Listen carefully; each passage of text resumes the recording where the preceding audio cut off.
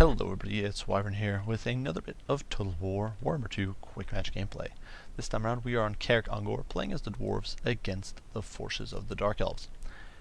Going into this game, I was kind of figuring my opponent, I had an expectation for my opponent's army. I was figuring it's going to be very melee-centric, and I figured there would, however, be some decent chunk of shooting and some harassing tools, and I was thinking, I'm going to get the jump on my opponent, I'm going to catch him by surprise, and I'm going to pound his face in with some good old-fashioned hammerers.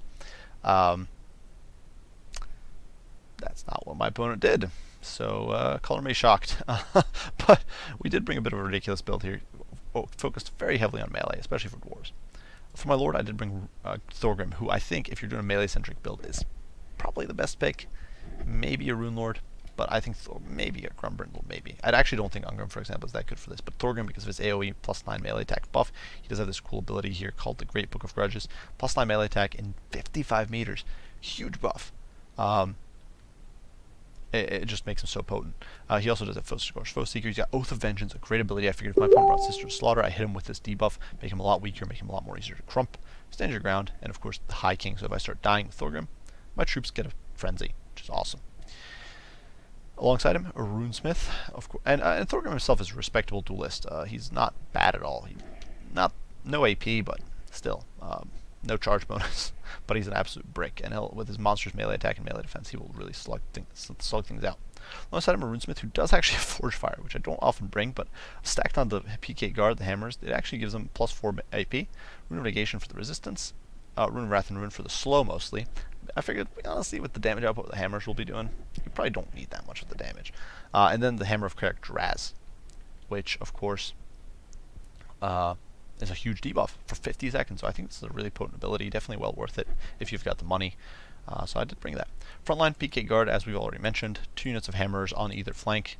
PK Guard actually have the added benefit of magic damage, which, while it might not seem like much, is not bad against some Dark Elf troops. For example, Sister of Slaughter are surprisingly tanky against hammers normally, but with magic damage, you're taking away that 20% physical resistance they enjoy. So potentially some good stuff there. Longbeards on either end because we didn't have the money for more. Some miners with blasting charges. Once again, figuring my opponent was going to go infantry, melee heavy. Figured the blasting charge would be good. 2 Bugman's Rangers to provide some shooting support. You always want some shooting, especially suppress enemy shooting. Dranback Slayers and a unit of miners because we had some points left over. My opponent completely catching me off guard. 2 Gold 1 Chariots on either flank. So, and Malekith. Malekith was Soul Stealer with, let's see, what did he bring? I actually didn't even check in game. Soul Stealer gives Malice, Word of Pain, and Power of Darkness, plus Destroyer, of course, which is an amazing ability. One of the things I've never really thought was that good until I suffered from it a bunch of times, and it's amazing. Of course, Malekith's also on a Chariot, so the whole Goon Squad here, backed by 2 Witch Elves, probably for the melee attack or melee defense debuff, as well as, of course, rampaging. Knights of the Ebon Claw, interesting choice, especially given that they're immediately charging forward, but these guys do have AP, they don't rampage themselves. Monsters melee stats, and of course they do have Murderous Mastery, so these guys are really solid against dwarves. Argonath Executioners and the Blades of the Blood Queen making up the center, but really that's not the main part of my opponent's army. The main component is, of course, these Chariots. In the Chariot play, you can see already chipping away at the Longbeards with their crossbows, with their bolt throwers, or whatever they've got over there. You can see my opponent here disrupting my hammers as he pushes in with the Knights of the Ebon Claw, but I do hit them with an Oath of Vengeance, and before they can extricate themselves, we're going to start crumping some gits. You can see the hammers, they're just laying these guys low. The thing is, hammers don't have great melee defense or anything, but with the standing ground going down with 55 melee attack thanks to Thorgrim, with 55 AP, or 55 damage, of which a huge chunk is AP, I think like 40, they just destroy these guys, especially with these guys. They're getting hit by the Vengeance, and we are just taking them offline. We do hit them with Rune of Wrath and Rune, just trying to get this dangerous unit offline and out of the way. My opponent does get a meaty charge here on the Longbeards, which is not a bad idea, though personally I think he should have gotten a unit of miners. You can see the explosives, they're doing more friendly fire than really damage to these guys, but you know, we tried. Meantime, the frontline fight is kicking off. Over here, the PK Guard is going to dive in against the Blades of the Blood Queen. So a battle of elites, but rather than giving these guys a fair fight, we've hit them with a Hammer of Karak Draz, we've popped our Rune Negation. You can see even on the charge, the PK Guard just destroying these guys. They're getting completely demolished, losing chunks of armor, losing chunks of weapon strength. Almost all their melee attack, even with their bonus, they're not going to be hitting PK Guard almost ever. Even with their bonus, they're just getting demolished. Over here, though, the hammers are going to start slaying out with the Hargan Executioners, but unfortunately, this is not a winning fight. Especially once my opponent's Murderous Prowess kicks in. These guys are just going to start destroying the hammers. Hargan Execution. The thing is, hammers, while they've honestly not got bad stats, and they're great weapon units, so they're good in all situations, they aren't as good in a straight-up infantry-on-infantry engagement in the same way Hargan Executioners are. This is the same case in the case of Chaos Warriors with great weapons, so they are better than Hargan Executioners in a 1v1. It's a similar case for Chaos. They're not as good against infantry with Chaos great weapons. It's the same case with Black Orcs. They're also not that good against infantry. But regardless, you can see over here my opponent getting huge rampage on the Dragonback Slayers, the Longbeards, the Miners, with these Witch Elves, so huge benefit there. Really just a disaster for me because I needed these units. I need the Dragonback Slayers on station here defending against the Chariots, and those Chariots are now going to get free charges. Unfortunately for my opponent, though, this part is not going that nicely. Thorgrim's in the pits here, slaying out with Malekith and his green squad of Chariots. The Chariots, of course, rampage because they're a terrible unit, in my opinion, but in all honesty, Cold Chariots love the rampage, so that's a disaster.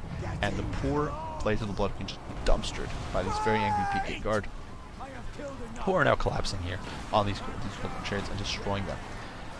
The thing is that these Buckman's Rangers are getting mauled. They, of course, do have regen, so they're going to start recovering a lot of that HP. And, of course, these Cold One Chariots do not want to stay around because we're going to be able to pressure them off with our own troops, with our Longbeards, with our Miners.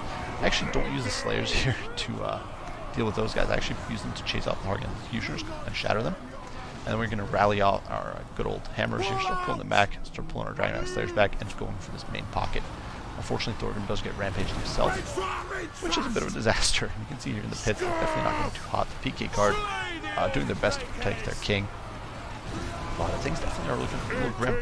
But with our Buckman's Rangers coming back online with the suppressing fire, it's going to start pouring on these Witch Elves, really starting to be able to push these guys off. You can see the Longbeards coming back, only to get poor guys can't get a break here. They just get run over by this very angry Lizard Chariot. It looks so fancy. Let's just look at that. But now they're stuck. You guys don't want to be melee either. They're not in protracted melee. Here in the pits, my opponent gets a lovely Soul Stealer. We do hit Malekith with an Oath of Vengeance. And of course, these vengeful Dawi are going to have none of this. They're going to beat him down. And you can see Malekith just getting torn apart. He's up to 176 death, which is no mean feat. He does actually shatter there. My opponent's entire army now is going to fall apart to the Dawi might. Now, a bit of an unconventional build for here from my opponent. Very cool of him to try Cold One Chariots. Very disastrous. It did not work out. Maybe not disastrous. He did get a decent matchup here. I did one very melee heavy, which kind of caters. Well, maybe not, because you can't shut down the melee the same way you can shut down ranged.